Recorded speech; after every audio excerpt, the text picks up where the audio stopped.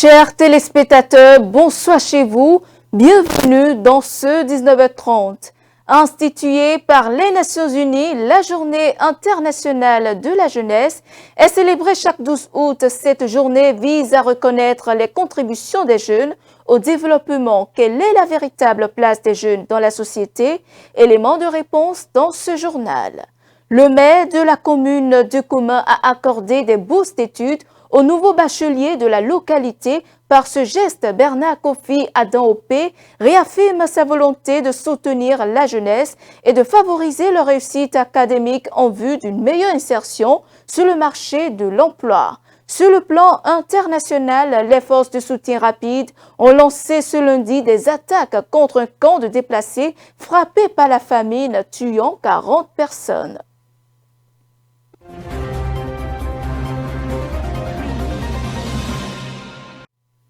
Pleine d'énergie, d'idées nouvelles et de rêves à réaliser, la jeunesse incarne l'élan vers l'avenir. Chaque 12 août, le Bénin, à l'instar du monde entier, célèbre la Journée internationale de la jeunesse. Une occasion unique de mettre en lumière le rôle essentiel des jeunes dans le développement économique, culturel et politique. Instituée par les Nations Unies en 1999, cette journée vise à attirer l'attention sur les défis spécifiques auxquels la jeunesse est confrontée. Quelle est aujourd'hui la véritable place des jeunes dans la société? Suivons. Quand on dit jeunesse dans un pays, ça représente d'abord la force de la nation. Parce qu'un pays ne peut rien faire sans la jeunesse. La cause qu'il faut considérer dans un pays, parce que c'est de là que ça commence. Parlons de défis. Nous pouvons dire qu'il faut qu'ils font face souvent au chômage et il y a aussi le manque de communication pour la jeunesse et ils ne sont pas trop dans les mouvements qui peuvent les aider. C'est peut-être soit sur les réseaux sociaux, mais ce qui fait vraiment leur avenir, ils ignorent. Il n'y a pas de défi parce que c'est le sens de la responsabilité que nous-mêmes qui sommes jeunes ignorons, qui fait que nous rencontrons certains défis. Tout le monde envoie des messages sur Facebook, tout le monde fait ceci et ceci. Et c'est le rôle d'un jeune que nous sommes de vérifier, de commencer par vérifier ces genres de choses. De ne pas faire de l'amalgame sur certains sujets. Un jeune doit être honnête, véridique dans tout ce qu'il dit. S'il dit non, que ce non soit vraiment un non. Et quand il dit oui, que ce oui soit vraiment un oui. Quand il s'engage, il faudrait qu'il va jusqu'à sa détermination. Chers jeunes, faisons preuve de responsabilité. Cela ne voudrait pas dire d'aller injurier les gens. D'aller dans tous les sens. Cela nous interpelle simplement. D'aimer le pays que nous appartenons, quel que soit tout, quels que soient nos bords politiques, quelles que soient nos ethnies et consorts, nous devons faire preuve de paix, de sagesse, de concorde, de convivialité. Et sans guide de cela, que 52% environ que nous constituons pour le Bénin, nous pourrions développer en bel et bien notre pays et révéler plus le Bénin au monde entier. Aujourd'hui, on est libre, mais pas totalement libre pour faire du désordre, mais pour préparer un avenir meilleur. J'appelle la jeunesse à se conscientiser et à vraiment changer le comportement et à vraiment s'intéresser à tout ce qui contribue au développement de notre pays. Autre volet de l'actualité, après Grand Popo, la commune de Koma a accueilli à son tour le jeudi 7 août les assises locales de dialogue public-privé et de partenariat. Durant 2 jours, opérateurs économiques, chefs d'entreprise et entrepreneurs de la cité des Ouachi ont été mieux outillés sur les enjeux du partenariat public-privé et le dialogue. La rencontre s'est tenue dans les locaux de l'hôtel de ville de Koma. Le reportage. Les rencontres locales de dialogue public-privé et de partenariat s'ouvrent sur la cité des Ouachi. Prennent part des entrepreneurs, des opérateurs économiques et chefs d'entreprise de la commune de Koma. Durant 2 jours, ils ont été entretenus sur plusieurs thématiques, dont la fiscalité des entreprises. Il a été question de leur présenter le régime fiscal applicable aux entreprises au Bénin, les différentes mesures incitatives que la loi prévoit pour accompagner les entreprises, et j'ai également insisté sur quelques obligations auxquelles les entreprises doivent satisfaire.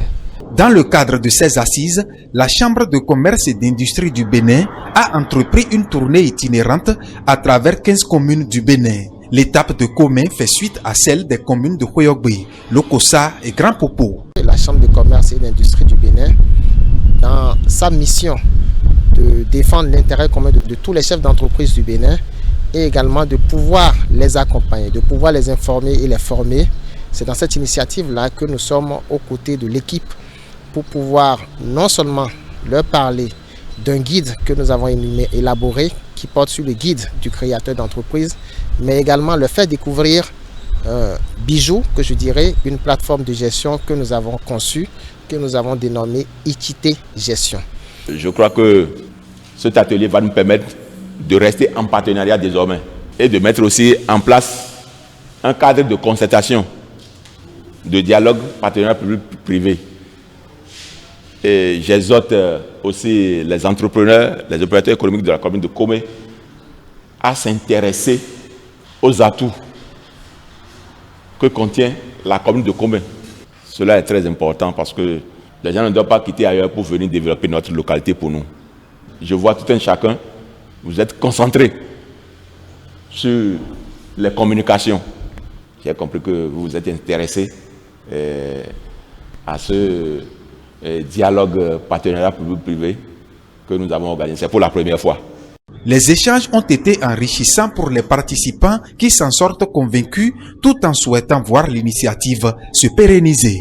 J'ai reçu des outils aujourd'hui qui ne sont pas du tout des moindres et je dois quand même remercier une fois encore les acteurs qui ont initié cette formation. À l'endroit de la mairie, je crois que nous avions fait beaucoup de suggestions. Je voudrais demander humblement aux autorités communales de mettre ces suggestions-là en pratique afin de pouvoir faire de plus-value à la commune et aussi de nous permettre d'avoir régulièrement de ces formations. Après Komé, Ouida a été la prochaine commune qui a accueilli ces assises locales de dialogue public-privé et de partenariat. Toujours à Koma, le maire a octroyé des bourses d'études aux nouveaux bacheliers de sa commune, un acte à travers lequel Bernard Kofi Adam-Opé prouve sa bonne foi de voir ces jeunes exceller dans leur cursus universitaire et s'imposer sur le marché de l'emploi. La distribution officielle de ces bourses d'études a eu lieu dans l'enceinte de la mairie de Koma. Le reportage.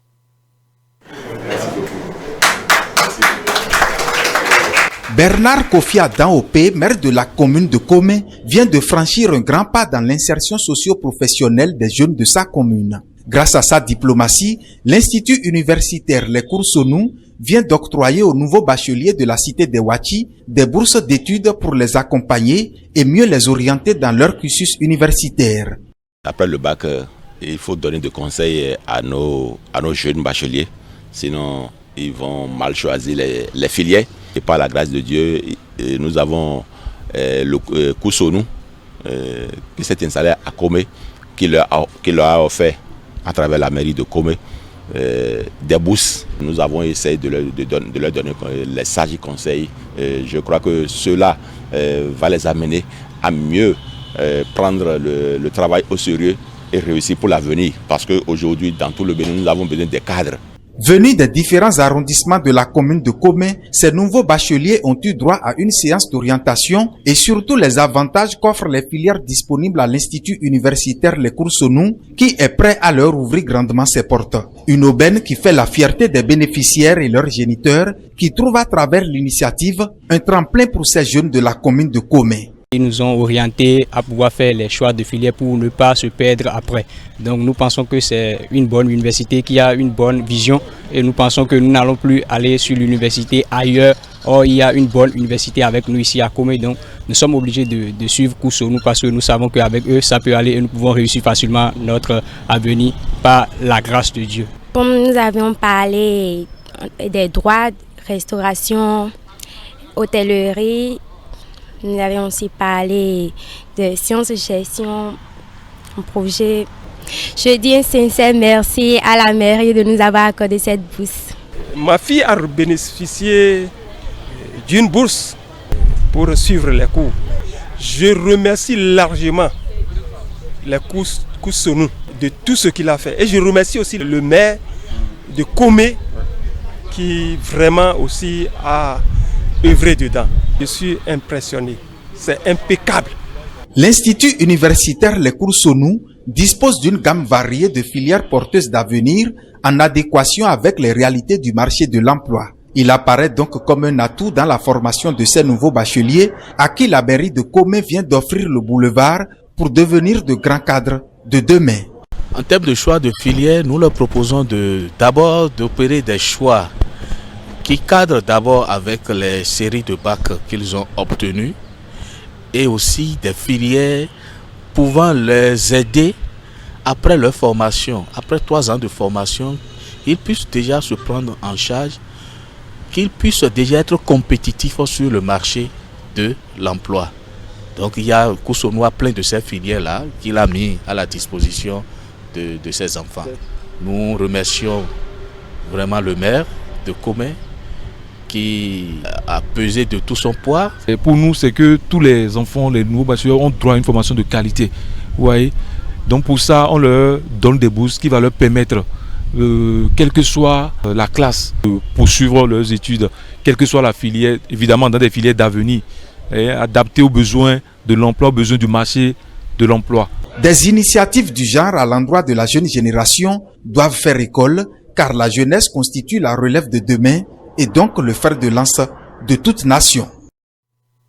Et puis, à l'international, les manuscrits historiques de Tombouctou, exfiltrés à Bamako en 2012, ont été restitués ce lundi à la Cité des 333 Saints en présence d'une délégation ministérielle. Symbole de l'âme de la ville, cet ensemble de documents multiséculaires, héritage des érudits et savants ayant marqué l'histoire intellectuelle du Sahel, constitue un patrimoine d'une valeur inestimable. Le reportage.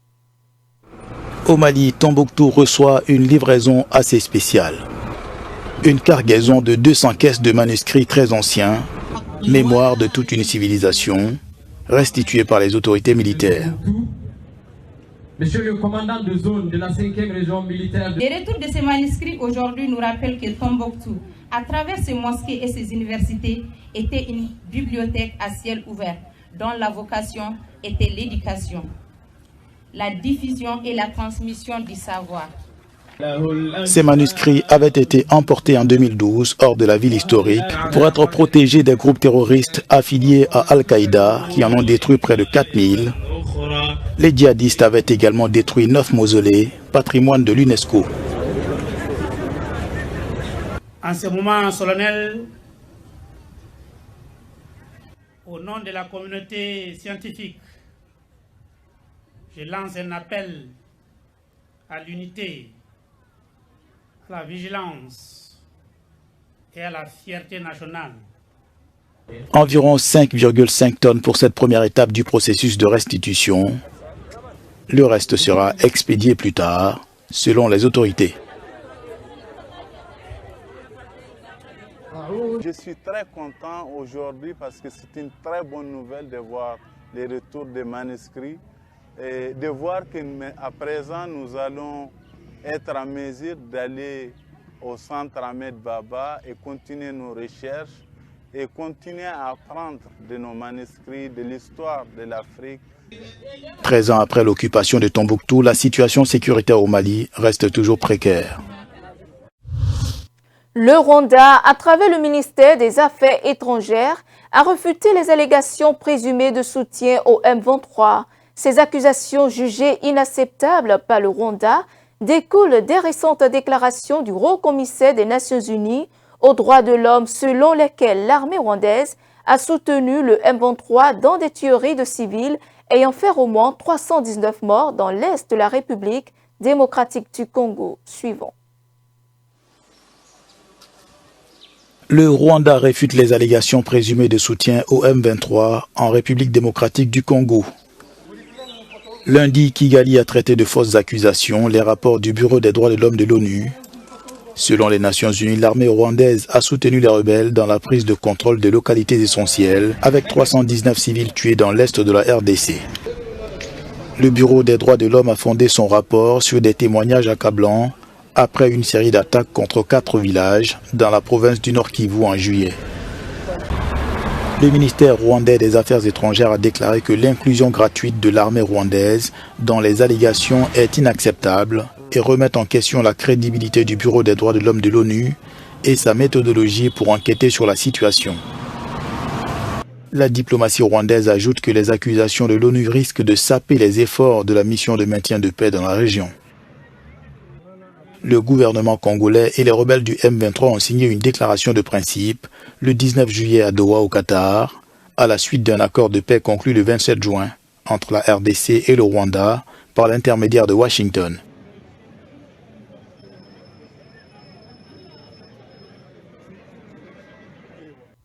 Plus de 40 personnes ont perdu la vie dans un camp de déplacés du Darfour Nord ce lundi après une attaque des paramilitaires des forces de soutien rapide en guerre contre l'armée soudanaise. Les FSR ont pris d'assaut le camp d'Abouchouk, ouvrant le feu sur les civils. Le reportage. Plus de 40 déplacés ont été tués à El Fasher selon des ONG locales. Les forces de soutien rapide ont pris d'assaut lundi le camp d'Abouchouk dans la capitale du Darfour Nord. Selon le groupe Emergency Response Rooms, les FSR ont ouvert le feu sur des civils après avoir attaqué la ville, endommageant des infrastructures essentielles comme des sources d'eau et des centres de santé. Au moins une quarantaine de personnes sont mortes et 19 autres blessées. De violents combats opposant l'armée soudanaise aux paramilitaires avaient éclaté dans la ville. El Fasher est la dernière grande ville de la vaste région du Darfour, encore tenue par l'armée. Les paramilitaires contrôlent la quasi-totalité du Darfour et certaines zones du sud du Soudan, tandis que l'armée tient le nord, l'est et le centre du pays. Et ces affrontements ont exacerbé la grave crise humanitaire qui mine le Soudan. À ce jour, nourriture et médicaments manquent cruellement. Les Soudanais fuyant l'instabilité ont trouvé refuge dans les pays voisins. L'année dernière, la famine a été déclarée dans 3 camps autour d'El Fasher, dont celui d'Abouchouk. Une rencontre aura lieu entre Vladimir Poutine et Donald Trump ce vendredi 15 août. En Alaska, l'enjeu de ce sommet est considérable. Mais quelle peut en être l'issue? Est-ce que la donne peut vraiment changer alors que les combats ne cessent de s'intensifier sur le terrain? Comment expliquer l'attitude de Donald Trump face à Vladimir Poutine et les tractations pour parvenir à la paix? Suivons. Alors qu'il doit rencontrer Vladimir Poutine en Alaska vendredi, Donald Trump a joué lundi la carte de la prudence face aux journalistes à la Maison-Blanche. Le président américain dit attendre les premières minutes de la rencontre pour savoir si un accord de paix en Ukraine sera conclu. Je m'attends à avoir une réunion avec Poutine qui, je pense, sera positive, mais ça pourrait aussi mal se passer. Et je suis ici pour une seule raison, pour mettre fin à une guerre que quelqu'un d'autre a déclenchée et qui n'aurait jamais dû avoir lieu. Et si je peux y mettre fin, tant mieux. C'est une guerre complexe. Il y a beaucoup de rancœur. Mais Zelensky est là depuis 3 ans et demi. Donc, si vous les mettez dans une pièce, maintenant, je vais vous dire ceci. En fin de compte, je vais les mettre tous les deux dans une pièce. Je serai là ou pas et je pense que ça ira. L'issue de la rencontre pourrait aussi permettre la normalisation des relations commerciales entre Moscou et Washington. Donald Trump a déjà brandi la menace de sanctions contre la Russie. Et voilà, c'est la fin de ce journal. Merci de nous avoir suivis. Suivez-nous en continu sur speedlinetv.bj/live et sur nos différents canaux digitaux Facebook et YouTube.